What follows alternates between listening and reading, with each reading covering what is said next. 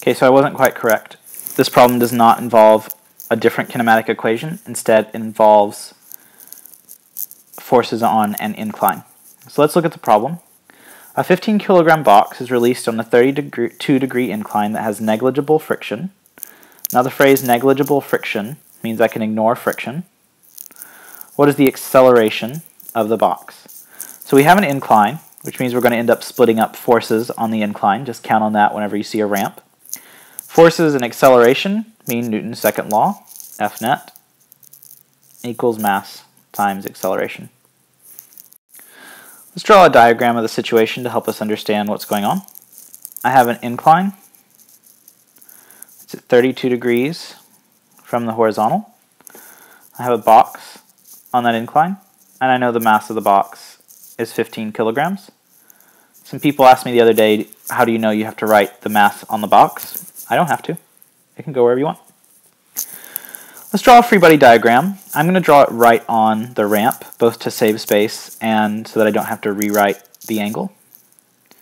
So there's a force of gravity down. We know that, always straight down.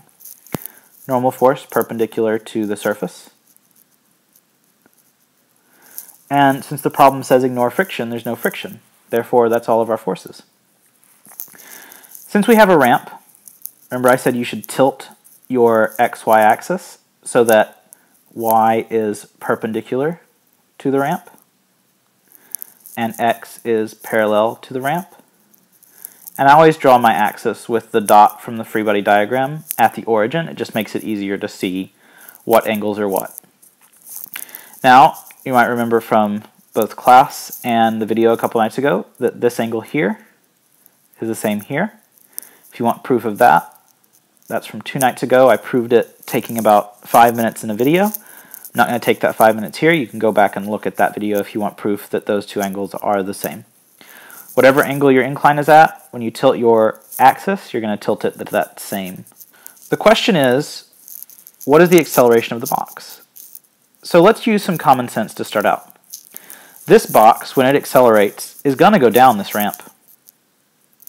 It's going to go in the negative x direction then, because on our xy plane, this is x, and up here's y, that box is going to go down the ramp. It's not going to fall through the ramp. It's not going to fly up in the sky. It's going to go down the ramp. It's going to move in the x direction. And since it's moving in the x direction, we're only going to worry about x forces, because you might remember I told you you can split the F net equation into an x part. F net x equals mass times acceleration in x. F net y equals mass times acceleration in y. And so we can see from the diagram the box is only moving in x, so I'm not going to do the y equation.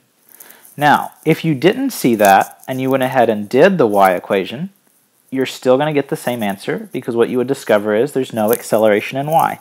The thing doesn't fall down, the thing doesn't fly up. So if you want to do out this problem with the y equation as well, that's fine, and you'll get the same answer. It's no problem.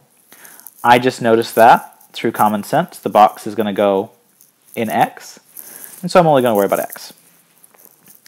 F net x equals mass times acceleration in x. We currently know the mass. We are trying to find the acceleration, which means that we need to know the force. So we need to know F net in x. Let's figure that out. F net in x is the sum of all the x forces. Okay, the normal force is all in y. It's clearly not an x force. However, there is a part of gravity down here that points to the left. It points a little bit down, or sorry, a little bit in negative y and a little bit in negative x. So if we wanted to find the x component of gravity, I'm going to draw that in orange, that would be this part here. We want this part of the force of gravity vector. Now, this x component is opposite the angle. And when you have something that's opposite the angle, you use sine. So F net x is Fg sine 32 degrees, because the component we want is opposite the angle.